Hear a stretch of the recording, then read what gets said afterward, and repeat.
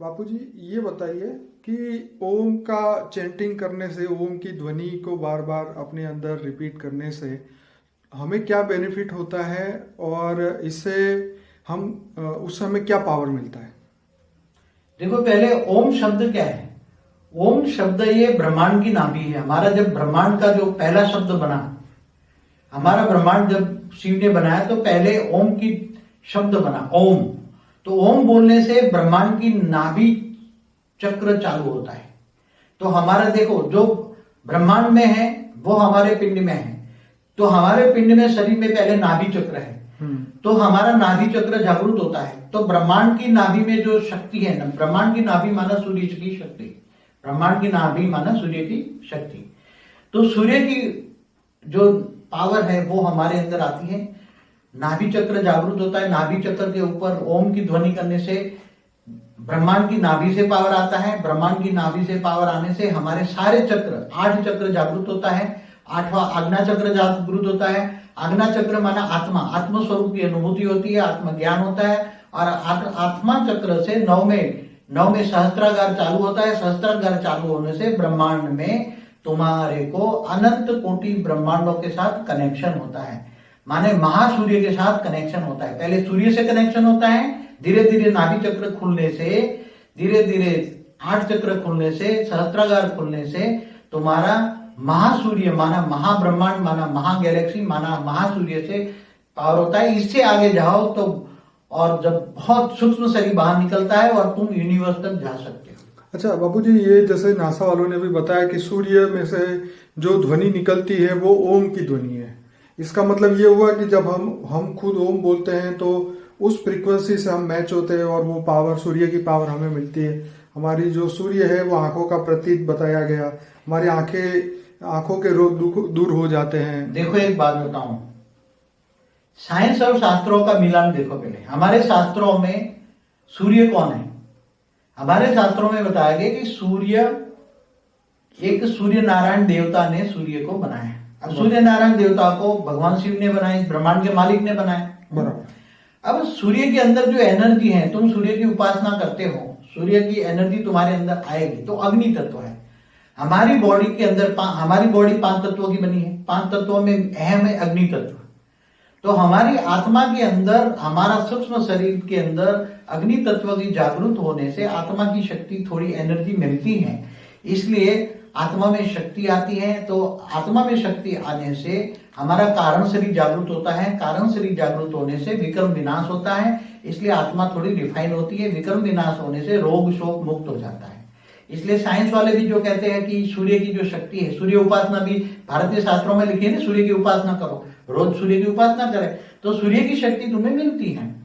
मगर आज जो कहते हैं सूर्य की शक्ति, जो हाइड्रोजन जो है हीलियम में रूपांतर होता है, तब सूर्य की एनर्जी क्रिएट होती है। अब सूर्य की एनर्जी एक लेवल पे ठीक है।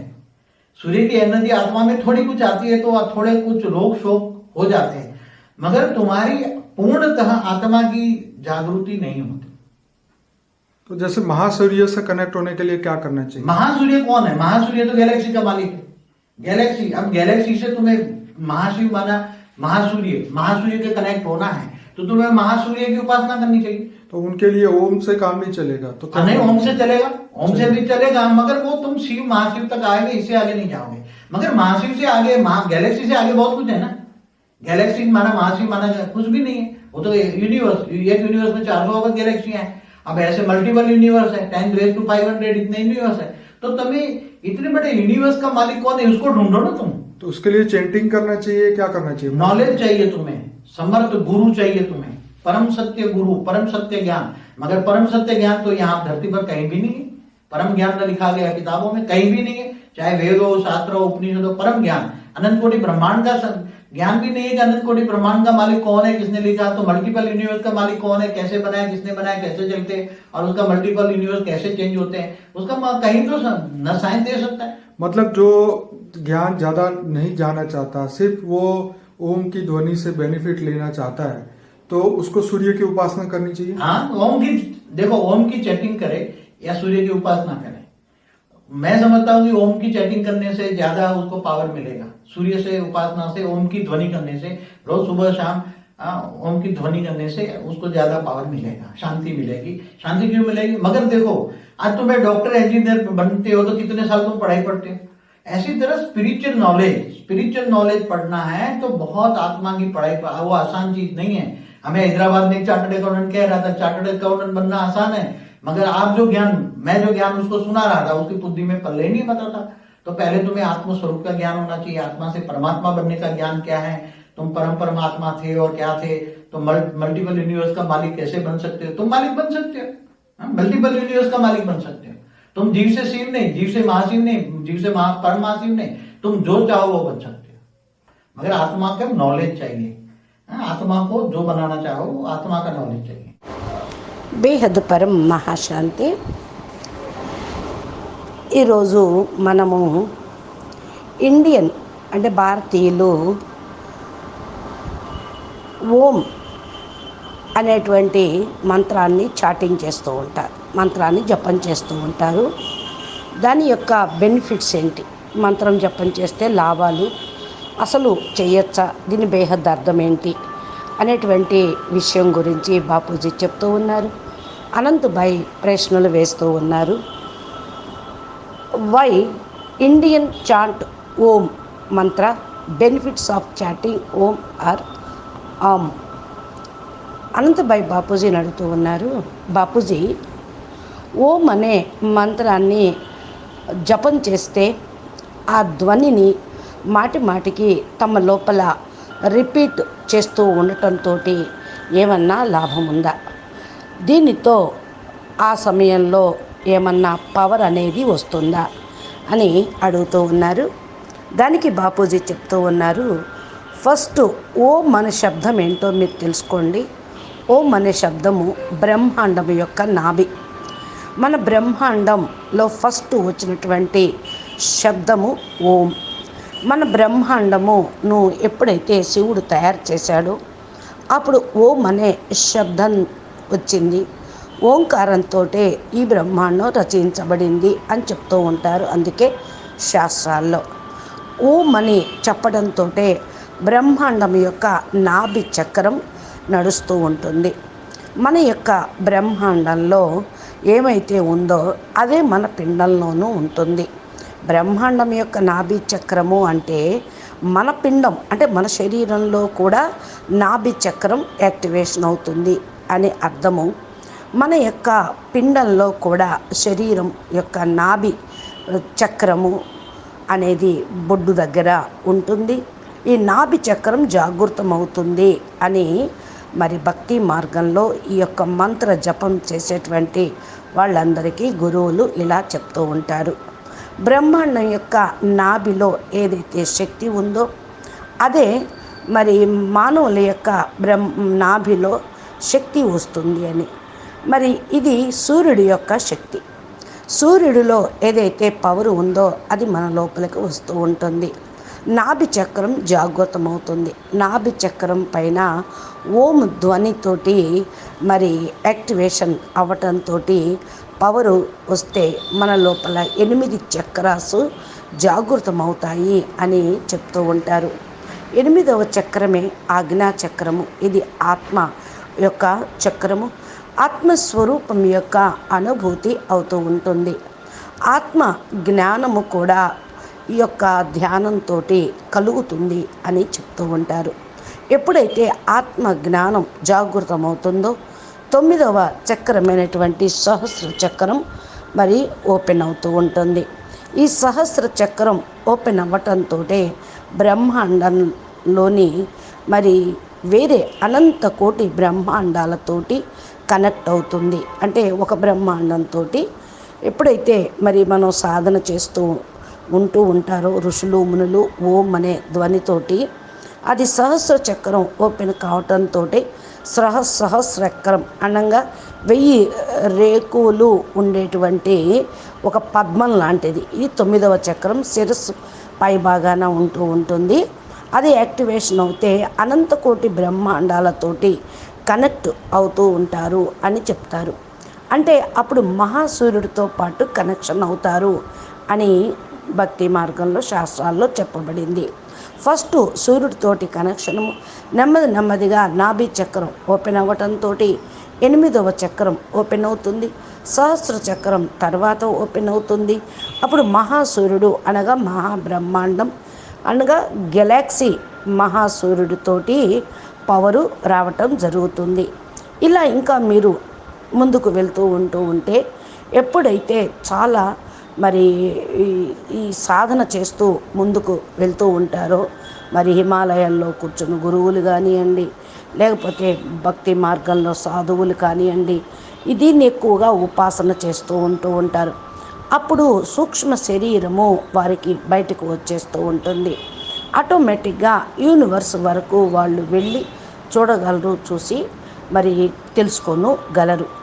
ఇంకా ఇలా చెప్తూ ఉంటే అనంతభాయ్ అడుగుతున్నారు, బాపూజీ మరి ఇప్పుడు నాసా వాళ్ళు చెప్తున్నారు సూర్యుడు అనేది నుండి ఈ యొక్క ధ్వని వస్తుంది, అంటే వాళ్ళు సూర్యుడి నుండి ఈ ఓం ధ్వని వస్తుంది అని నాసా వాళ్ళు పరిశోధనలో బయట పెట్టిన విషయం. ఇది రికార్డింగ్ కూడా చేసి వినిపిస్తూ ఉన్నారు.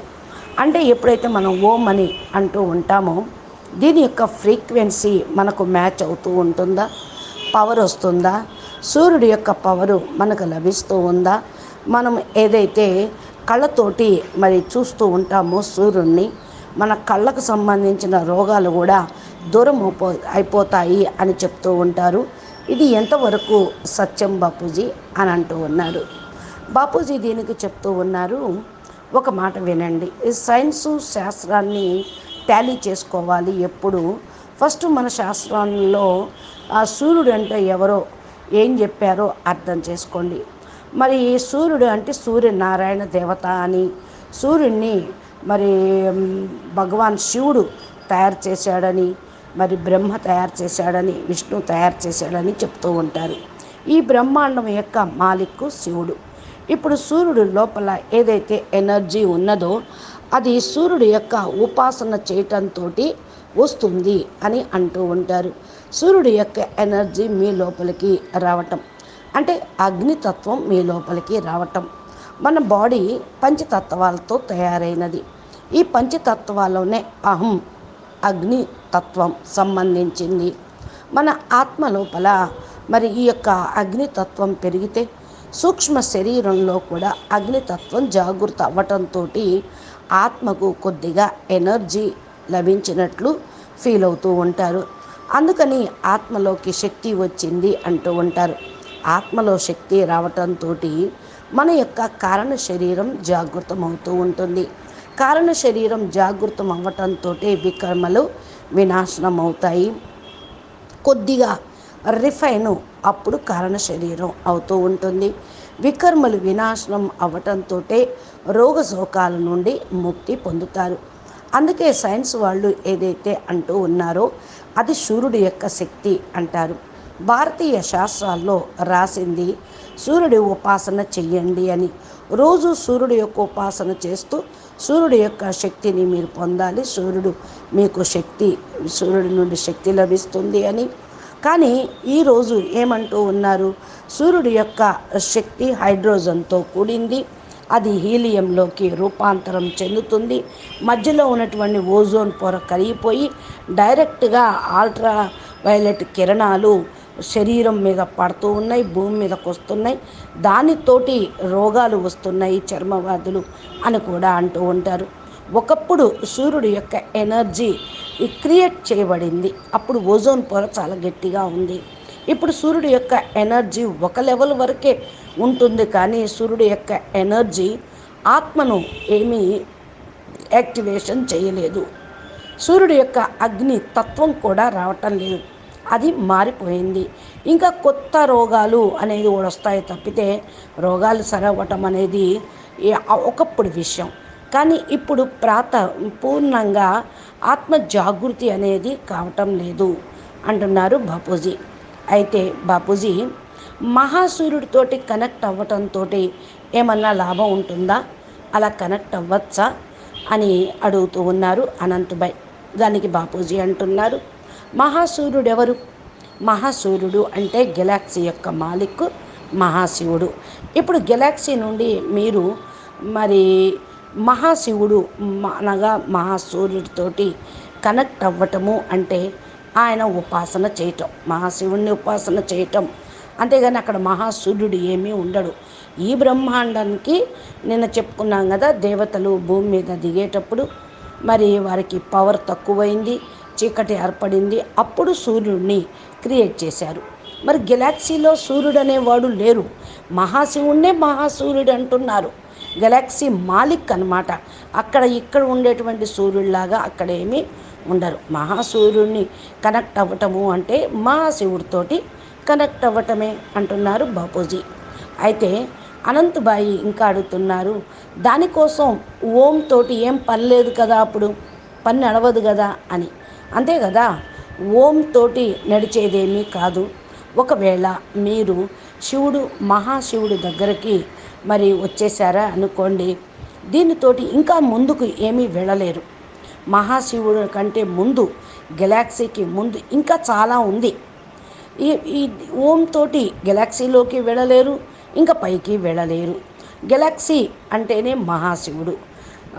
దానివల్ల ఆయన వల్ల కూడా ఇప్పుడు పవరు అనేది ఏమీ రాదు. మహాసూర్యుడు కాదు కదా ఆయన. ఒక యూనివర్స్లో నలువైపులా అనంత గెలాక్సీలు తిరుగుతూ ఉంటాయి. ఒక మల్టిపుల్ యూనివర్స్ ఉందనుకోండి, 10⁵ అంటే మరి 10 పక్కన 500 సున్నాలు పెడితే ఎంతైతే అంకె వస్తుందో అన్ని యూనివర్సులు ఉన్నాయి అని సైన్స్ వాళ్ళు కూడా చెప్పారు. సముద్రం ఒడ్డున ఎన్ని ఇసుక రేణువులు ఉన్నాయో అన్ని బ్రహ్మాండాలు ఉన్నాయి, అన్ని యూనివర్సులు ఉన్నాయి అని. మరి ఈ యూనివర్స్కు మాలిక్ ఎవరు? ఇప్పుడు మీరు వారిని వెతకండి అంటూ ఉన్నారు బాపూజీ. అనంతబాయ్ అంటున్నారు, బాపూజీ మరి ఇంతకు ఈ యొక్క మంత్ర జపం చెయ్యాలా, మరి ఏం చెయ్యాలి అని అంటూ ఉన్నారు. మీకు మంత్ర జపం కాదు, మీకు పవర్ కావాలి, నాలెడ్జ్ కావాలి, సమర్థుడైన గురువు కావాలి, పరమ సత్యమైన గురువు కావాలి, పరమ సత్యమైన జ్ఞానం కావాలి. పరమ సత్యమైనటువంటి జ్ఞానం ఇక్కడ భూమి మీద ఎవరి దగ్గర లేదు, ఒక్క బాపు దగ్గర తప్ప. బాపు మరి పరమ జ్ఞానము ఇస్తూ ఉన్నారు. అందుకనే బాపు చెప్పే జ్ఞానం ఏ శాస్త్రాల్లో లేదు కాబట్టి పరమ జ్ఞానము ఏ పుస్తకంలోనూ ఏ శాస్త్రాల్లోనూ రాయబడలేదు అంటారు. ఎక్కడా లేదు అని అర్థం. వేదాల్లో కానీ, శాస్త్రాల్లో కానీ, ఉపనిషత్తుల్లో కానీ పరమ జ్ఞానం లేదు. అనంతకోటి బ్రహ్మాండాల యొక్క జ్ఞానమే లేదు, అదే తెలుసుకోలేదు. అనంతకోటి బ్రహ్మాండాలకు మాలిక్ ఎవరు రాశారు? మల్టిపుల్ యూనివర్స్ మాలిక్ ఎవరు? ఎలా తయారు చేశారు? ఎవరు ఎలా నడిపిస్తూ ఉన్నారు? దీని గురించిన జ్ఞానం వేదాలు శాస్త్రాల్లో లేదు.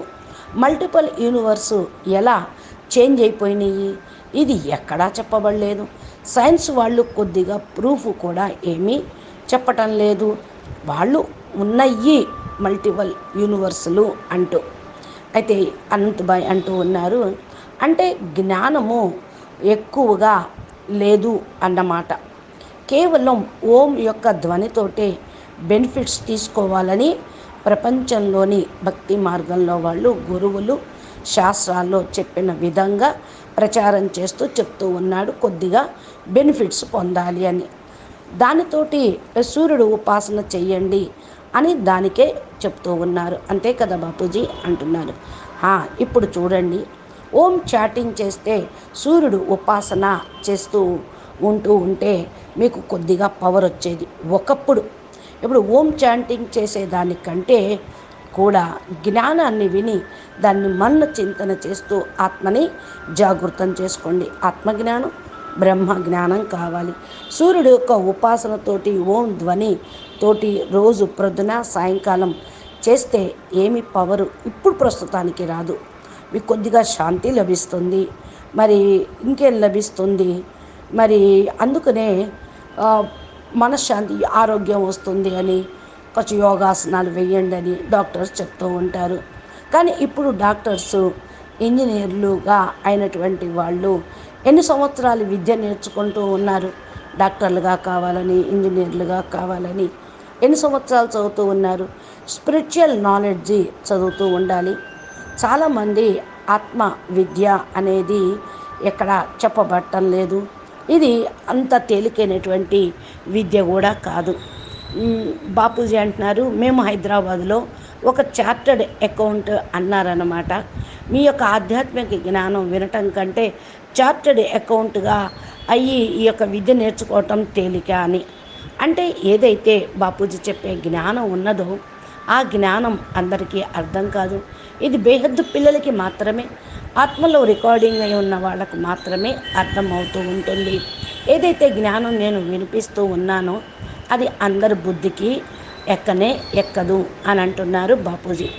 అయితే ఈ జ్ఞానం అర్థం చేసుకోవాలి అంటే ఫస్ట్ ఆత్మస్వరూపంగా కావాలి. ఆత్మస్వరూపం యొక్క జ్ఞానం కావాలి. ఆత్మ నుండి పరమాత్మగా అయ్యేటువంటి జ్ఞానం ఏమిటో తెలుసుకోవాలి. మీరైతే పరం ఆత్మలుగా ఉన్నవాళ్ళు ఎవరు? బేహద్దు పిల్లలు అంటేనే పరం ఆత్మలుగా ఉన్నవాళ్ళు. మల్టిపుల్ యూనివర్సు మాలిక్ కంటే కూడా గొప్పవారు. ఎలా అవుతారు అంటే బేహద్దు జ్ఞానంతో మీరు మల్టిపుల్ యూనివర్సు మాలిక్ కంటే కూడా అయినా దానికంటే కూడా మీరు జీవుడి నుండి శివుడిగా కారు, జీవుడి నుండి మహాశివుడిగా కారు, జీవుడి నుండి మహాశివుడిగా కూడా కారు. మీరు ఏది కావాలనుకుంటే అది కాగలరు. అంటే బేహద్దుకే బేహద్దు పరమాత్మలుగా కాగలరు. బేహద్దు కళ బ్రహ్మాండానికి వెళ్ళగలరు. బేహద్దు కళ పరం మహాత్ములుగా కాగలరు. బేహద్దుకే బేహద్దు కళల పరంధామానికి వెళ్ళగలరు. ఆత్మ లోపల ఈ నాలెడ్జి అనేది కావాలి. ఆత్మను మీరు తెలుసుకొని ఆత్మగా కావాలి. ఆత్మ యొక్క నాలెడ్జి మీకు కావాలి అంటూ ఉన్నారు బాపూజీ. అచ్చా, పరం శాంతి, నమస్తే, ధన్యవాదాలు. బేహద్దుకే బేహద్దు పరం మహాశాంతి హై, మహాశాంతి హై, మహాశాంతి హై. నమస్తే. బాపూజీ దశరథభాయ్ పటేల్ తెలుగు ఛానల్లో చాలా ఈ విధంగా బాపూజీ అద్భుతమైన పరమ దివ్య జ్ఞానము చెప్పారు. ప్లేలిస్ట్లోకి వెళ్ళండి, మీకు అన్ని హెడ్డింగ్స్తో సహా లభిస్తాయి. మా ఛానల్ని సబ్స్క్రైబ్ చేసి గంట సింబల్ని ప్రెస్ చేస్తే నోటిఫికేషన్ రూపంలో బాపూజీ అప్లోడ్ చేసే వీడియోలు మీ మొబైల్కి వస్తాయి. మీకు ఈ వీడియో నచ్చితే లైక్ చేయండి, షేర్ చేయండి, కామెంట్ పెట్టండి. జ్ఞానం తెలుసుకోవాలి అనుకున్న వాళ్ళకి ఈ యొక్క జ్ఞానమును షేర్ చేయండి వీడియోలను. పరం మహా శాంతి.